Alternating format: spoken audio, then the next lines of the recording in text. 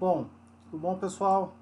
Aqui estamos no curso aí de Economia da Energia, na pós, em Energia aqui da UFABC. Então, hoje nós vamos falar sobre microeconomia, né? Conceitos básicos de microeconomia, tá? Que são conceitos importantes aí, que são muito utilizados aí para explicar conceitos e fenômenos aí da indústria da energia, tá? Então vamos lá. Bom, a microeconomia neoclássica, né? Então ela tem, na verdade, são princípios, né? São hipóteses que são adotadas para que essa economia neoclássica ela funcione, né? Então tem alguns princípios do mercado competitivo que na prática nem sempre acontecem, né? Mas para a gente conseguir modelar e simular situações possíveis de serem estudadas, né? Então a gente tem que ter algumas hipóteses aí. Então a primeira hipótese é que os consumidores são racionais, né? As pessoas pensam os custos e benefícios de cada possibilidade sempre que precisa fazer uma escolha, tá? Muitas vezes a gente sabe que a decisão das pessoas não são racionais, elas às vezes são movidas por emoções, impulsos de compra e nem tanto racionalmente não pensam exatamente dessa forma, né? Mas a gente considera isso como verdade aqui na microeconomia neoclássica, né?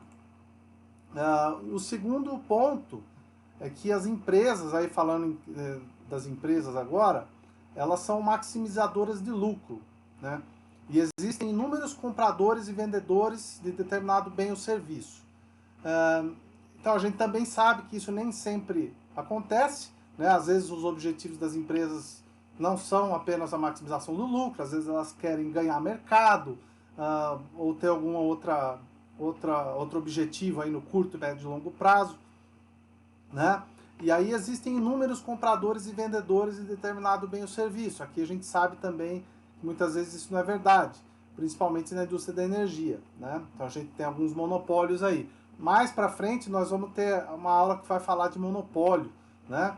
E aí a gente vai poder encaixar aí a indústria da energia dentro desse modelo. Mas aqui, para esse mercado competitivo, nessa primeira, né, abordagem aí da microeconomia, a gente vai considerar esses princípios do mercado competitivo, tá?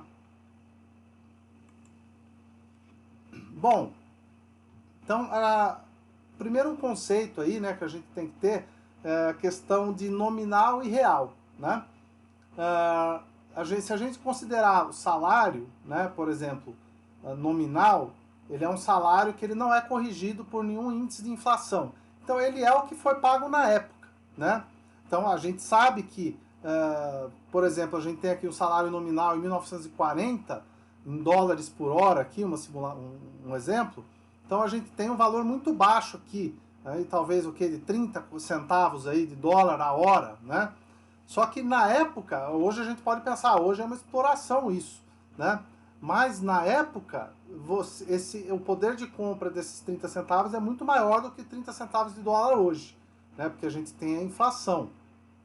Então, o salário nominal é o que ele era na época, né? Então a gente vê, normalmente, ele vai subindo com o tempo, por conta da inflação, né? O preço dos produtos, bens e serviços, eles vão aumentando com o tempo. Então, o que é possível a gente fazer para ficar mais compreensível, né?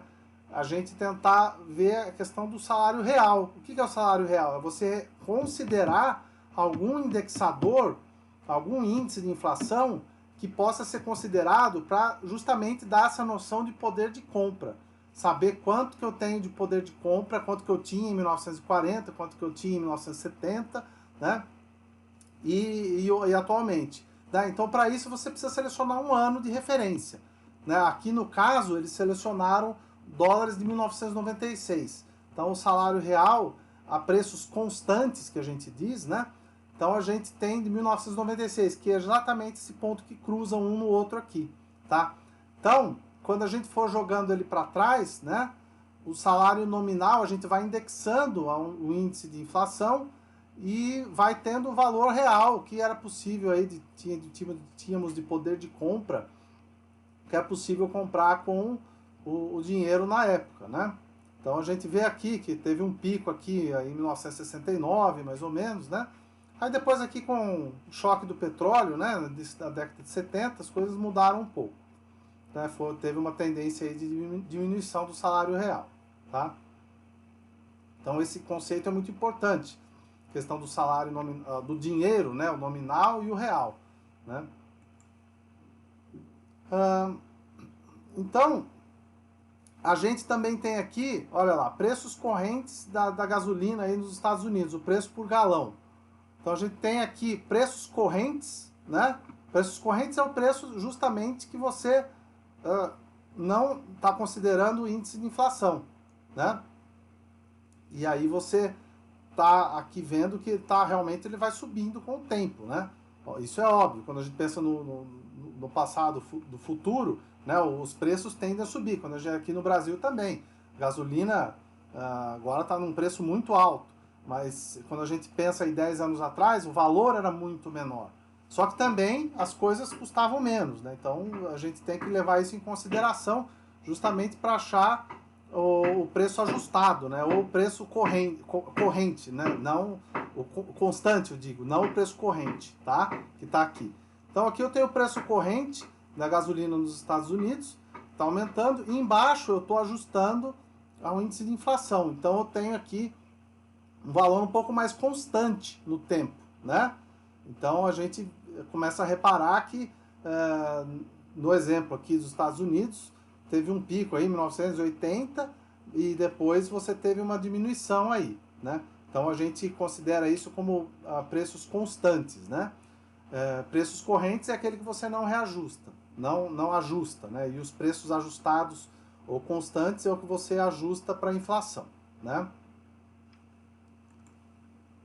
Bom, mercados perfeitos, né?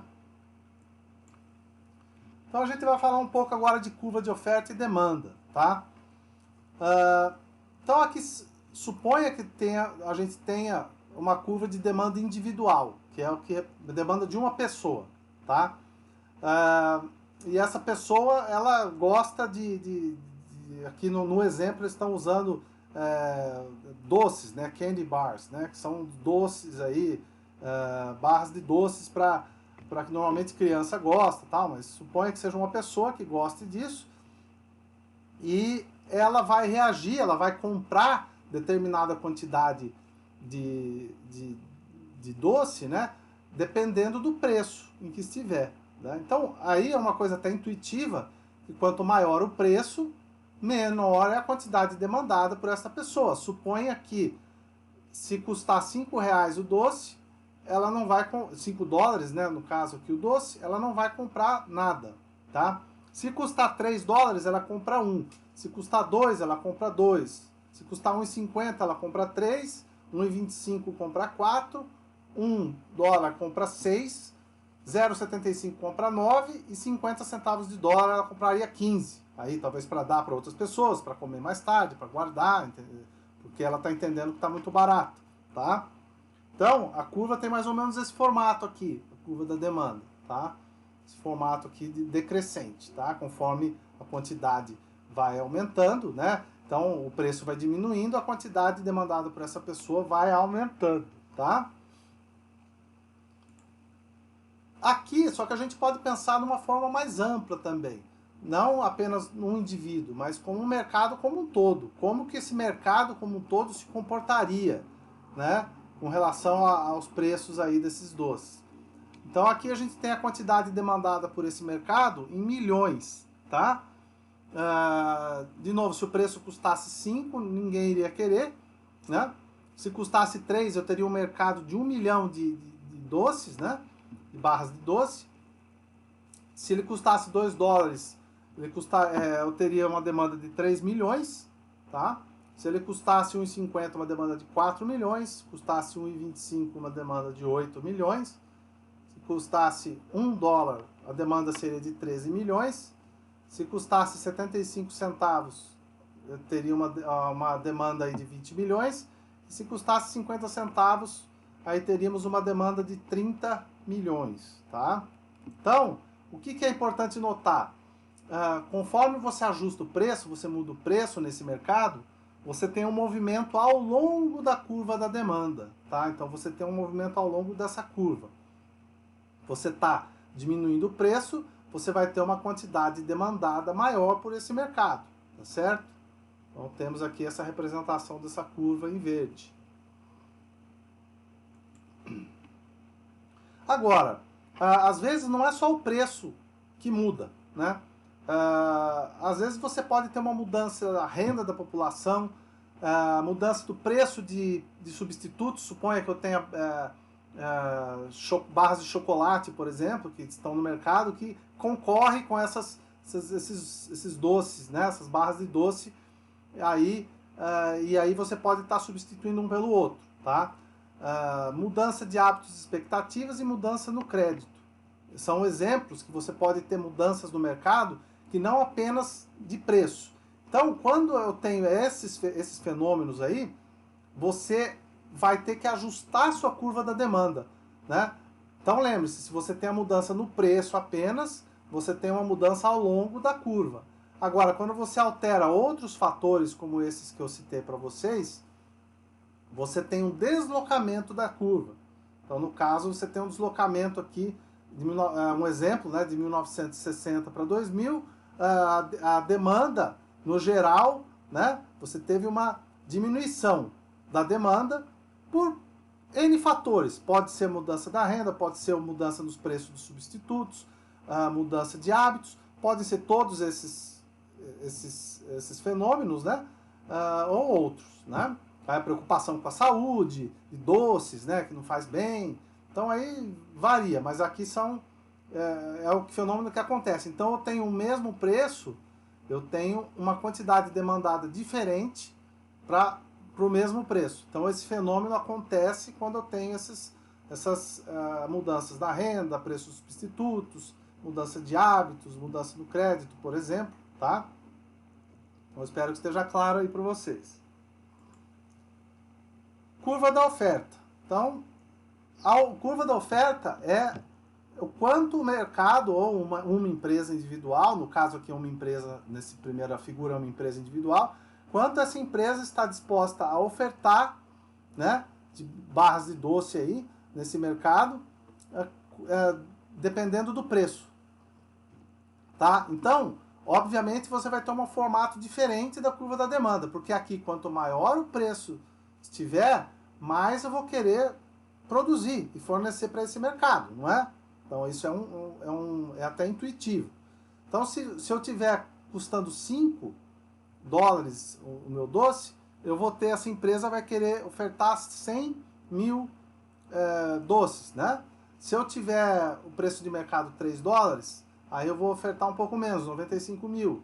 2 dólares, 85 mil, tá?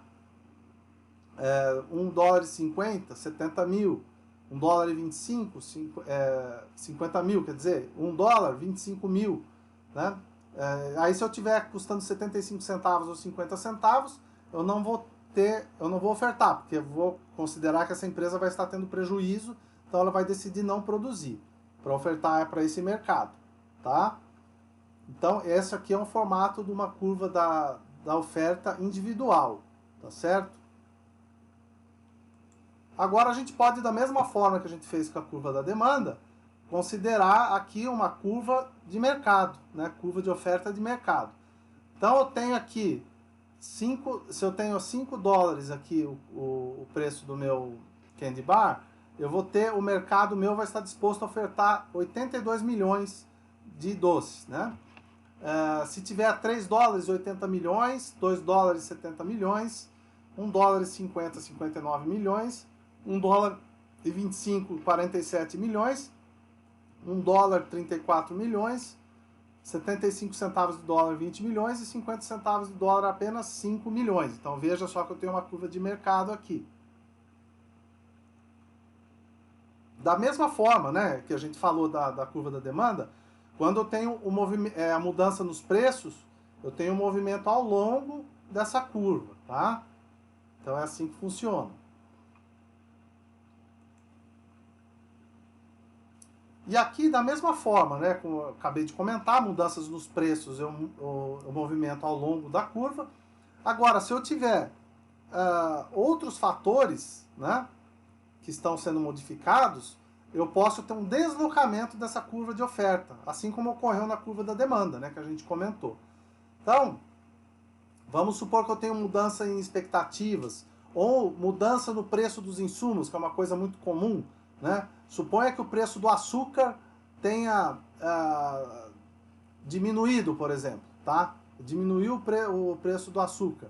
Então, isso vai acontecer o quê? Opa, diminuiu o preço do açúcar, eu vou deslocar para cá, ou seja, ao mesmo preço eu vou ter uma produção maior, as pessoas vão querer ofertar mais no mercado, porque obviamente elas vão ter maior lucratividade aí, tá certo? Então, são movimentos que você tem de translação dessa curva, né? Ao contrário, quando você tem apenas uma mudança no preço, que é uma mudança de mercado, você tem um movimento ao longo da curva, tá certo? Bom, e aqui nós temos o equilíbrio de mercado, né? O que é o equilíbrio de mercado? É justamente quando você tem o cruzamento dessas duas curvas, da oferta e da demanda. Então você tem essas duas curvas que você traçou, o ponto que você cruzar essas curvas é o preço de mercado. É quanto o mercado está no momento, né, sendo ofertado e demandado e a qual preço estabelecido. No caso aqui, né, eu tenho um mercado aí de 20 milhões a um preço de 0,75 centavos de dólar, tá bom? Então esse é o valor aí, que é o preço de mercado. Se eu tiver um preço maior, você vai ter um ajuste automático que vai levar o mercado para esse equilíbrio aqui, né? Porque você vai ter um descompasso aqui, por exemplo, das pessoas demandando menos e o mercado ofertando mais. Aí os preços vão se ajustando até que todo o mercado seja suprido, né? Então essa aqui é a curva de equilíbrio de mercado, tá? Lembrando que a gente está lidando com mercados competitivos, inúmeros compradores, inúmeros vendedores, consumidores que têm decisões racionais, etc., né? Que a gente sabe que nem sempre isso acontece, tá? Bom, aqui a gente também pode estudar então, já com esses conceitos aí já estabelecidos, a gente pode estudar aí um pouco que a gente chama de estática comparativa, né? Que é o comportamento do preço de equilíbrio com a variação do mercado, né? Então, suponha que você tem aí um aumento da oferta. Você tem a demanda desse mercado continua o mesmo, e eu tenho aqui esse S aqui, que é a minha curva da oferta inicial, né? Aí o que acontece? Eu tenho um deslocamento da curva de oferta para a direita, ou seja, ao mesmo preço, mais pessoas vão querer ofertar. Aí pode ter sido a diminuição do preço de insumos, por exemplo, que a gente comentou, né? Só que aí ele vai cruzar, como mais pessoas estão ofertando, o mercado ele vai se equilibrar, ele tem que se equilibrar. Então o preço ele vai diminuindo até chegar ao novo equilíbrio de mercado. Então você tem aumento você tem o deslocamento dessa curva da oferta, a nova oferta atingiu aqui um ponto em que o preço é menor e a quantidade é maior, né? Então é esse o novo equilíbrio de mercado, né? Então, para que todos os produtos produzidos sejam consumidos, tá? Eu tive que abaixar esse preço para que isso acontecesse, porque daquele preço antigo eu iria ter sobra de produtos no mercado, tá certo? E acontece de forma oposta, se eu tiver um aumento da demanda, suponha que mais pessoas estão querendo comprar esse produto e a oferta é a mesma, né? A curva da oferta é a mesma. Então isso vai gerar uma pressão de quê?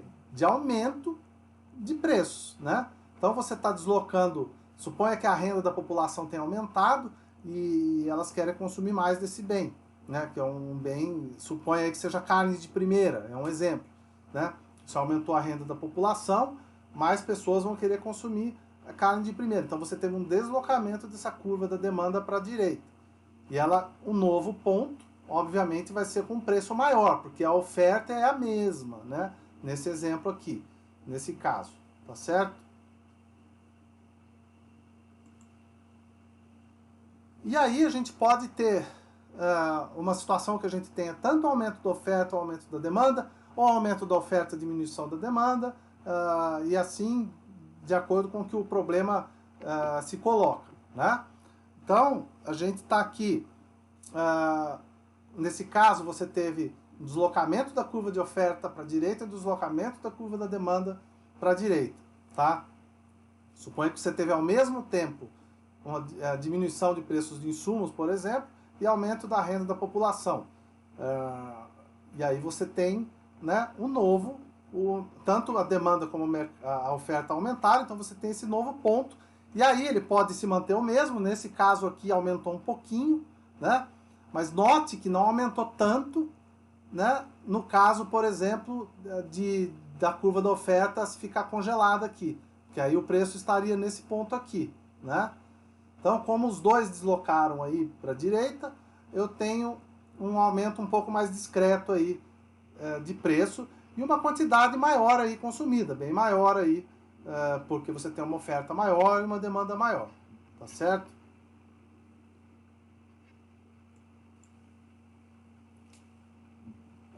Aqui tem um exemplo, né, de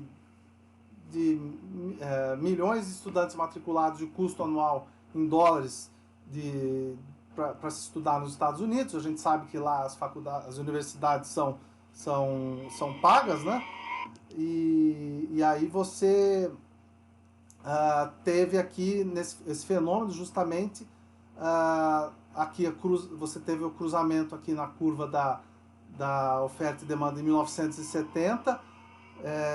Você teve esse cruzamento aqui com o preço de 2.530, tá? Então, e 7,4 milhões de estudantes matriculados. E em 2002, você tem aqui 13,2 milhões de estudantes matriculados e a um custo de 3.917 dólares, aqui em 2002. Então veja que você teve aqui você teve um aumento da demanda muito grande, né? Muito grande. E aí, por mais que você tenha, né, a determinado preço, você teve uma diminuição da oferta aqui e um aumento da demanda, você vai ter uma pressão, o quê? De aumento desse preço, né? Então você vai ter um aumento aí considerável desse preço aí, do custo de matrícula anual em dólares, né? Vamos lá. Bom, recursos naturais. Então aqui, quando a gente pensa em recursos naturais, a gente pode dar o exemplo de petróleo, minérios, né? Então, no longo prazo, considerando já os efeitos da inflação e tudo mais, a tendência, muitas vezes, é que que o preço, né, vá diminuindo, né? Você tem os deslocamentos aqui, tanto da oferta como da demanda, mas o efeito do deslocamento, muitas vezes, da oferta é maior e você tem aí uma queda de preço, tá certo?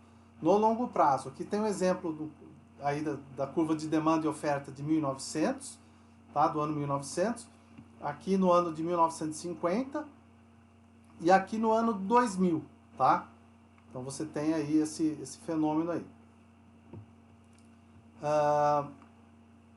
Exemplo, né? Então a gente pode dar um exemplo aqui na área de energia. Então, explique, né, o que ocorrerá através da curva de oferta e demanda com uma guerra no Oriente Médio, tá? O que isso causa no preço da gasolina e no preço de caminhonetes usadas a gasolina do tipo V6, tá?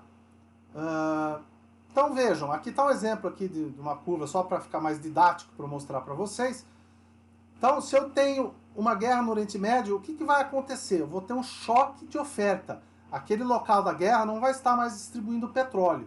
Então, eu vou ter um choque de oferta. Você vai ter essa curva de oferta deslocada abruptamente para a esquerda, né? Então, imediatamente os preços de petróleo vão aumentar. Veja, se eu deslocar essa minha curva de oferta para a esquerda aqui, ela vai cruzar num ponto que você tem um preço maior, tá? Então, nesse caso aí, você vai ter um aumento do preço do petróleo e, consequentemente, um aumento do preço da gasolina, tá certo? E aí, na questão de preço de caminhonetes usadas do tipo V6, aí você supõe que você tem o mesmo estoque, né? Você não tem um estoque maior de caminhonetes V6. Então, essas caminhonetes V6 consomem muito combustível, não é isso? Então, a gente vai considerar o quê? Né? Que você tem um aumento da demanda muito grande. Né? Desculpa, diminuição da demanda muito grande, porque as pessoas não vão querer mais consumir, comprar um carro que seja gastão. Então você tem uma diminuição da curva da demanda. Então essa curva da demanda vai ser deslocada abruptamente também para a esquerda. Então se ela for deslocada para a esquerda e a curva de oferta permanece a mesma, você vai ter aí uma diminuição do preço dessas caminhonetes. Inclusive é até intuitivo, né? Se você tem um problema de oferta de petróleo, dispara o preço do petróleo, dispara o preço da gasolina, e carros mais gastões aí, né? Caminhonetes que gastam mais, vão ter aí seus preços diminuídos, né? Tá certo? Então espero que esteja que esse conceito aí de mercado, de oferta e demanda, tenha conseguido aí passar para vocês, tá? Bom, agora vamos falar num conceito que chama elasticidade, tá? O que é elasticidade? Ela é uma medida de resposta da quantidade demandada ou suprida devido a um de seus determinantes. Ou seja, você tem uma mudança percentual de preço de determinado bem ou serviço, qual vai ser o reflexo na mudança da quantidade demandada, também em termos percentuais. Aí você faz um dividido pelo outro, você tem um número que vai te dar essa elasticidade, tá? Então, aqui eu tenho duas curvas aqui, uma demanda por suco de laranja e outra demanda por gasolina, que são curvas de demanda de formatos diferentes. Então vejam que a curva da demanda aqui está mais inclinada, tá certo? O que isso representa? Eu tenho uma variação pequena de preço aqui, né? Mas eu tenho uma variação grande da quantidade demandada, né? Então você tem esse fenômeno. Se ela é mais inclinada, isso significa o quê? Que pequenos aumentos de preço vão refletir em grandes mudanças da demanda, tá certo? A gasolina, pelo contrário, então a gente sofre isso, por mais que se você aumente o preço, você diminua aí um pouco a demanda, você tem um limite, as pessoas precisam circular, então você consegue diminuir um pouco. Então essa curva ela é mais íngreme, tá? E a gente vai ver nos cálculos aí que a gente chama isso de um bem inelástico, né? Que você muda bastante o preço e você tem uma mudança muito pequena da quantidade demandada, tá? Então as pessoas são mais dependentes desse bem ou serviço, tá certo? Então aqui só para formalizar, né? A elasticidade de preço da demanda é a medida de quanto varia a quantidade demandada de determinado bem responde a uma mudança do preço desse bem, como eu já havia explicado para vocês, né? Computado como uma mudança percentual na quantidade demandada dividido pelo percentual na mudança dos preços. Então, você tem aí a quantidade de preços em termos percentuais que é mudada e qual vai ser o reflexo disso no mercado em termos percentuais da demanda. Então, a fórmula é o seguinte, a gente pode considerar em módulo, né? Delta Q sobre Q0, né, o percentual da demanda, né, dividido por delta P sobre P0, que é o percentual do preço, e você vai achar esse valor. Aqui naqueles exemplos, vamos supor, né, ou outro exemplo, que você tenha um aumento aí de 20% nos preços, e você vai ter, 10%, um aumento de 10% nos preços, e você vai ter uma mudança de 20% na quantidade demandada, ou seja, você tem um impacto grande. Eu aumentei um pouco o preço e a quantidade demandada mudou bastante. Então veja que esse número fica sendo maior do que 1, tá? No caso aqui 2, né? Então 20% por 10% dá 2. Então todos os números maiores do que 1, a gente considera que eles são elásticos, né? Ou seja, uma pequena variação de preço, tanto para cima quanto para baixo, vai refletir numa quantidade maior demandada ou menor demandada, dependendo se for aumento ou diminuição do preço, tá certo? Então aqui, nesse outro exemplo, eu tenho, suponha que eu tenho um aumento de 50% de preço, né? Suponha que seja a eletricidade, né? Na sua casa, aumentou o preço da eletricidade em 50%. Você até consegue economizar um pouco, mas sua geladeira vai ter que continuar ligada, você vai ter que continuar tomando banho, acender uma luz, você vai conseguir economizar, né? Mas suponha que você consiga economizar 10%, né? Ou no mercado que a gente está falando, se conseguiu 10%. Ou seja, o meu valor de elasticidade é 0,2, ele é menor do que 1. Então, se ele for menor do que 1, ele é um bem inelástico, é um bem que a gente depende mais, né? É mais difícil de você substituir ou ficar sem, tá? Então, de novo, né, mostrando aqui o que eu acabei de falar, então ela mede a sensibilidade da quantidade demandada ao preço. Se esse valor for maior do que 1, como a gente comentou no slide passado, a demanda é elástica, né? São produtos que a gente facilmente pode substituir, né? Se a demanda for menor do que 1, a demanda é inelástica. Então você tem aí né, as pessoas são mais dependentes aí desse bem, né? Então aqui eu tenho uma curva inelástica aqui, né? Que a gente pode dar exemplo eletricidade que eu dei, ou cigarro, né? Cigarro é um exemplo de um bem inelástico também. E tem as pessoas que têm o vício no cigarro, elas vão fumar, não vão alterar tanto a quantidade que eles vão fumar se o preço do cigarro aumentar bastante, né? E então você tem aqui essa curva mais íngreme, né? E aqui, nessa outra figura aqui, a gente tem uma curva de demanda mais elástica. Ou seja, você varia um pouco o preço, a quantidade de mercado que vai variar é maior. Um exemplo, frutas, por exemplo, né? Normalmente, se você vai comer frutas de estação, se está muito caro, você acaba trocando de fruta. Então, isso aí já foi estudado, tem vários exemplos aí com frutas aí, para esse mercado elástico, tá?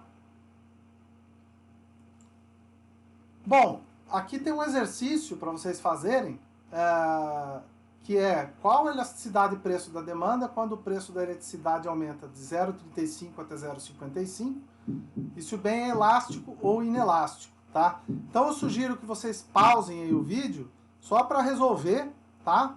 Aí a hora que vocês terminarem de resolver, vocês dão o play de novo, que aí no próximo slide agora eu vou mostrar a resolução, tá? Então você tem um aumento aqui da energia elétrica de 35 centavos para 55 centavos, e aqui você tem a quantidade demandada com essa variação desse preço, o que aconteceu, a quantidade demandada média aí nesse mercado, tá? Aqui você tem a fórmula da elasticidade, então calculem aí, deem pausa. Pronto, né? Então agora quem já resolveu aí, voltou para ver o resultado, então é bem simples, né? Você é só mera substituição. Você tem no caso aqui, o preço foi de 0,35 a 0,55, então o delta P foi de 0,20, dividido por 0,35, que é o P0, preço inicial, né? Aqui em cima, você teve o que? Um delta Q de 10, né? Nesse intervalo, de 150 para 140, e dividido por 150, que é o meu Q0, tá? Aí fazendo as contas, você tem um valor de 0,117, ou seja, um valor muito pequeno, um valor inelástico. Então a eletricidade nesse mercado aí, como era de se esperar, é um bem inelástico, tá?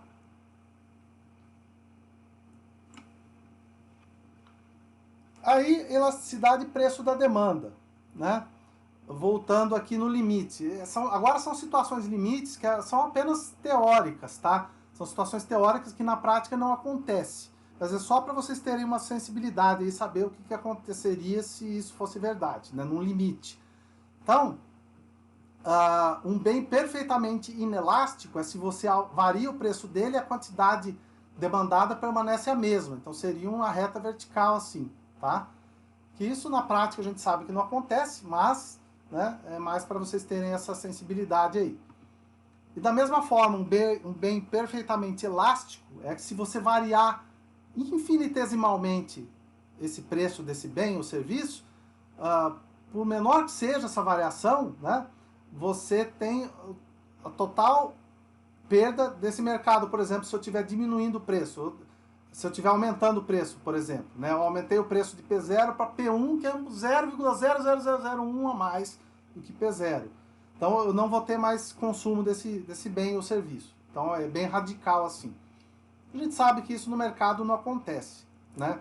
Mas é uma situação limite aí que é só para vocês terem uma noção, tá certo? Bom, aqui a gente fala receita total e elasticidade de preço da demanda. Então vejam, você tem preço vezes quantidade é a receita total, não é? Então suponha que eu tenha determinado bem aqui que custa 4 e quantidade de 100 demandada. Qual vai ser a receita total? 4 vezes 100, $400, não é isso? Então essa é a receita dessa curva aqui, tá? Agora, se eu tiver um bem, por exemplo, bem inelástico, que é a eletricidade, né? Eu tenho inicialmente um preço de 1 e eu tenho uma quantidade demandada de 100. Eu vou ter uma receita total de 100, concorda? 1 vezes 100, 100. Então, se eu aumentar o preço para 3, né? Veja só, eu aumentei muito o preço. Eu vou ter uma diminuição da demanda, mas como a gente viu é inelástico, vou ter uma diminuição menor, apenas de 20 aqui na quantidade. Então a receita minha aumentou. Então eu tenho 3 vezes 80, que dá 240. Então aqui são duas coisas importantes que a gente tem que falar, que é bens inelásticos, né? Que, primeira coisa, os governos adoram colocar impostos nesses bens e serviços, né? Por quê? Você pode aumentar o preço dele e a quantidade demandada não diminui muito. Então você pode colocar bastante imposto, né? Que você tem um aumento da receita. A gente vê aí preço de combustíveis, eletricidade, é outro exemplo, são altíssimos, né? Combustível aí chega a 50%, né? Aí de imposto. Cigarro é a mesma coisa, que é um bem inelástico, mais de 90% de impostos, né? Então você tem aí então esse é o primeiro ponto. Os governos gostam de bens inelásticos para taxar, né? E a outra coisa é que a gente tem que ficar de olho nesses mercados, né? Não pode deixar apenas a livre concorrência tomar conta, né? Por exemplo, a eletricidade. Né? Por isso que a gente tem um mercado regulado aí, só uma empresa fornece eletricidade para determinado mercado cativo, no caso, que é o residencial, né? Então, é porque nós somos reféns disso, né? Então, na aula de monopólios naturais, eu vou explicar para vocês com maiores detalhes isso, tá certo? E a gente vai aprofundar nessa questão. Agora, quando o bem é elástico, né? Veja só, se eu aumentar o preço, a minha receita tende a diminuir. No caso aqui, custa 4 e a quantidade demandada é 50. Então o retorno é 200. 4 vezes 50 é 200. Se eu aumentar para 5, meu mercado vai diminuir bastante, vai para 20. Então você vai ter 5 vezes 20, 100. Veja que a receita diminuiu. Então aqui são bens que não compensa taxar muito e também você pode deixar o mercado competitivo mais solto, né? Porque ele vai mais ou menos se autorregular. Porque ninguém vai querer cobrar mais, porque sabe que vai ter um impacto ruim nas suas receitas, tá certo? Bom, a gente tem também a elasticidade e renda da demanda, que é a medida de quanto varia a elasticidade demandada de determinado bem, responde a uma mudança na renda do consumidor, tá?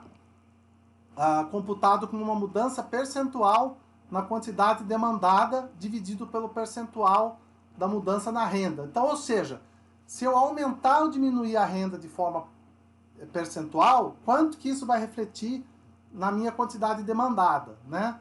Então, da mesma forma, se eu tiver uma elasticidade maior do que 1, a demanda é elástica. Se eu tiver uma elasticidade menor do que 1, a minha demanda é inelástica, né? Então eu tenho exemplos aí, gasolina, álcool, eletricidade, carnes de segunda, por exemplo, que você varia bastante com a renda. Se eu tiver uma renda maior, mais pessoas vão comprar carro, né, e vão querer, vai ter um impacto aí na quantidade demandada de gasolina e álcool.